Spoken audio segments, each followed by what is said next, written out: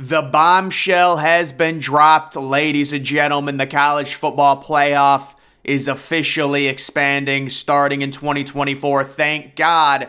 Guys, this is what I predicted all the way back in the summer. The incentive of making an extra $500 million was just too much, and we've got a huge story on that. But first, we've got another big thing, Ohio State and the Rose Bowl. So what happens if if TCU and USC win? Ohio State would be ranked number 5. They would be out of the playoff. Where do they go? And we got this interesting tweet. As Ohio State rivals reported yesterday, the Buckeyes themselves have requested that the Rose Bowl take Penn State if Ohio State does not make the playoffs. And guys, this, many people surprised. They're wondering, why would Ohio State want to play in the, a worse bowl, possibly the Orange Bowl? But it makes complete sense. The Buckeyes realize right now the Ohio State fan base views the Rose Bowl as a consolation bowl. They were there last year. It was a total down bowl. A lot of players sitting out right after the Buckeyes lost to Michigan. It was a lost season. This year, it's the exact same situation, and you would have a very sparse crowd going to Pasadena. This is back-to-back. Not a lot of people are going to go, and it would be against the Pac-12 team. So there's not a lot of motivation from Ohio State to go to this bowl. And then another thing that nobody really knows, Ohio State has not played in a bowl game in the state of Florida since 2013, if you exclude the pandemic 2020 national title, which was limited capacity. It was a joke. So this makes complete sense from an Ohio State perspective. And quite honestly, guys, it makes sense from a Rose Bowl perspective. I don't think the Rose Bowl is all that excited to have Ohio State come again, with the way the Buckeyes look, with the way the fan base has reacted to this loss.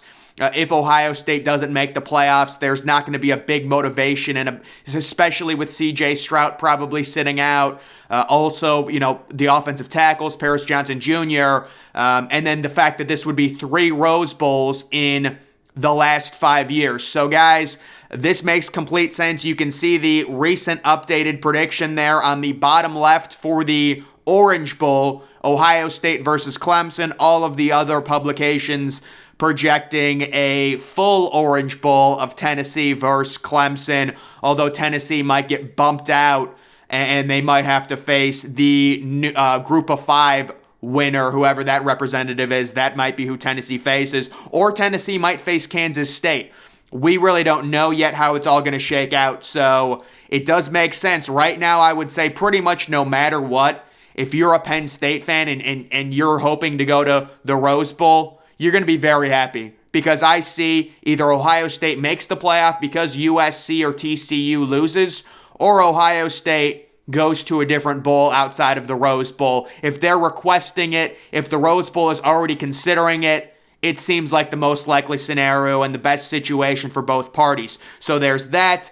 And then we do have the official word coming yesterday. The Rose Bowl has informed the College Football Playoff that it has agreed to amend its contract, paving the way for early expansion. Sources telling Sports Illustrated the College Football Playoff should soon announce that the playoff will expand from 4 to 12 teams starting in 2024. The most important part of that tweet, starting in 2024. It's happening. They expedited it. They quickly did this. They don't want to miss out on the extra $500 million. And guys, we've got this beautiful graphic here. Really good job. Full HD. This would be this year's version of a 12-team playoff. And guys, this completely changes the way we watch college football. I don't know if you guys were watching the Tuesday night reveal show. It was a morgue. Nobody was enthused. If you have a 12-team playoff, you've got so many more teams in it. The energy at this time of a year, with a game being, at Penn State, in Columbus, in Knoxville, on-campus games. This is what you want. This is what college football playoff should be. The college football should be about at the end of the season. Instead, we get Alabama in a New Year's Six Bowl where Bryce Young won't be playing. We get Ohio State demanding that they don't even be in the Rose Bowl because no one will show up because it's a consolation bowl. This is what we need. We need every New Year's Six Bowl to be meaningful. It was so obvious. It's going to make everyone a lot more money, and it is for the betterment of the sport. Guys, when the Chiefs face the Bills in the regular season, it is not an elimination game. There is no other sport. It's like Ohio State versus Michigan for all intents and purposes. If USC and TCU wins, that was an elimination game. That never happens in the regular season of any other sport, and people are looking at it the wrong way. They're saying that's why college football is special, that's why it's great. No. Yes, the game will get devalued a little bit in the regular season, but it will more than make up. Like, we're going into the playoffs this year, we're going into these bowl games, it's a morgue. You know, it was not a healthy situation where all of these New Year's Six games are not meaningful, especially to teams like Alabama and Ohio State. A lot of players are going to sit out. How about Penn State finally making a New Year's Six Bowl? Guess what your reward is for that? You make a New Year's Six Bowl again after 2 bad seasons, and your number 1 cornerback, who's going to be a first-round pick, has already announced he's sitting out of the bowl game. So that's just great. And I don't blame him, but I'm just saying this is why we need more meaningful games late in the season. And this is the future of college football. We're very thankful this is happening. I predicted it back in the summer. They're not going to turn down that amount of money. It was either going to be expanded in 2024 or 2026, and it's happening in 2024. So that is going to be not next year, but the year after it, we would assume. So that is beautiful. That's great. We've also got just some things to look at here because it's the end of the season. I wanted to talk about the PFF All-American team, the offense you guys can see. Caleb Williams, the Heisman winner. Obviously, no surprises. Blake Corum, Bijan Robinson, Marvin Harrison Jr., Xavier Hutchinson. Xavier Hutchinson is a really good receiver, guys, that not a lot of people know about, unfortunately, because Iowa State has a really bad offense. Josh Downs is great. Love Josh Downs. How about 2 Notre Dame players? Michael Mayer, who is a really good tight end. Kind of surprised Brock Bowers didn't make it, but they go by overall grades. Joe Alt, I remember him. He was like a 3-star offensive tackle. Guys, offensive tackles, when it comes to recruiting, are so interesting because you could have a 3-star that turns into a superstar. It's pretty crazy. And then how about the center? John Michael Schwartz. Nobody talks about him. He is going to be a stud in the NFL. I would love to draft him in the 2nd or 3rd round. And then here is the official first team All Big Ten defense. You can see a few Michigan defensive linemen make it. Zach Harrison makes it. JTT makes it. Those were split, though, between the media and the coaches. They were not unanimous. Tommy Eichenberg was unanimous. Joey Porter Jr. was unanimous. And you guys can see some different players there. Iowa had 3 players. That's not surprising. A little bit surprising, Ohio State had more than Michigan.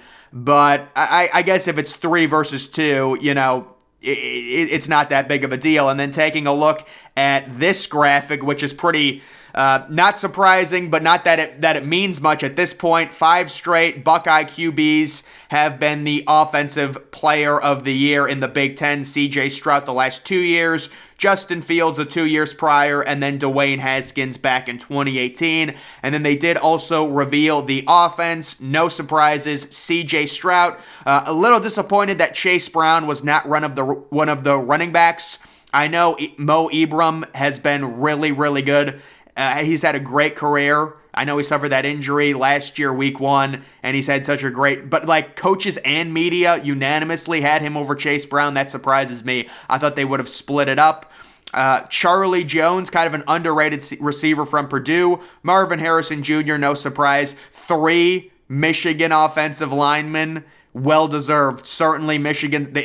Michigan is just such a well-coached team, especially when it comes to developing lower, like 3 or 4-star offensive linemen. I know that center that is in there is like a graduate transfer. They really utilized the transfer portal well, getting him Paris Johnson. Paris had a really nice year for sure. I don't think it was crazy dominant, but he should be a first-round pick. Also, Peter Skoronski is going to probably be the number 1 overall offensive tackle in the draft. And Sam Laporta is an absolute beast. I mean, I wonder what Sam Laporta was as a recruit. He's just like such the perfect tight end. You want a tight end that's so sure-handed, and he is just so good. And when Iowa lost to Nebraska last week, he didn't play. And I made that upset pick before it was announced he was out. But then when he was announced he was out, I said, make sure you're betting Nebraska plus 10.5 because Sam Laporta is out. He's a really good tight end. He's the best player in the Iowa offense. I guess that's not saying much, but still. Either way, guys, we're all very happy here with this big news on the playoff definitely being expanded. College football is going to grow so much in terms of popularity this time of year.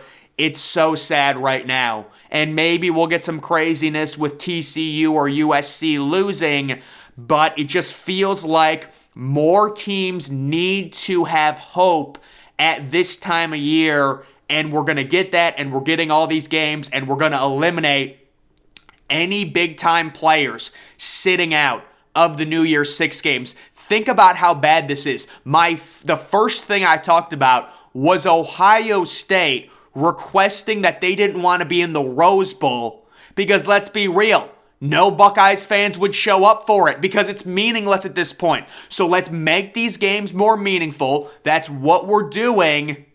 And, I mean, you take a look at this. Could you imagine an alternate universe where we're gearing up for Penn State to have a home game against Clemson? Penn State, with their great success that they've had the second half of the year, what a game that would be. What a big ACC Big Ten matchup. We've got Ohio State hosting Tulane. A pretty easy game for the Buckeyes at home. Get back on track after that Michigan loss. You've got Tennessee with Joe Milton. They've got a chance at home. It's going to be a raucous environment there in Knoxville. Of course, if this happened, it's not happening, but versus Kansas State. And then Alabama hosting Utah. That would be a big game as well. Utah is a team that I think is really underrated. So, guys, again, right now it's looking like Ohio State. They don't want to go to the Rose Bowl. If they don't make the playoffs, they're probably going to the Orange Bowl. Unless something else happens, maybe they would face the Group of 5 team. But I think the way the bowl games work, Ohio State might knock out Tennessee, and then Tennessee fans will be pissed because they would have to face the Group of 5 team. But right now, the most happy people, Penn State fans, probably going to a Rose Bowl, which is going to be great for their program, and they're probably facing Washington or Utah, depending on what happens in the Pac-12 championship game. Of course, if Utah wins, they go because they're the champion and they wouldn't be in the playoffs. If USC wins, they would go to the playoffs, and then Washington would likely be bumped up in front of Utah because Utah would have 4 losses. That is how that whole situation works, in case you're wondering why Washington would go instead of Utah. But guys, that is going to do it for this video. Make sure you follow me on Twitter. Link to that's always in the description. I'm, of course, the Depressed Ginger. Thank you for watching.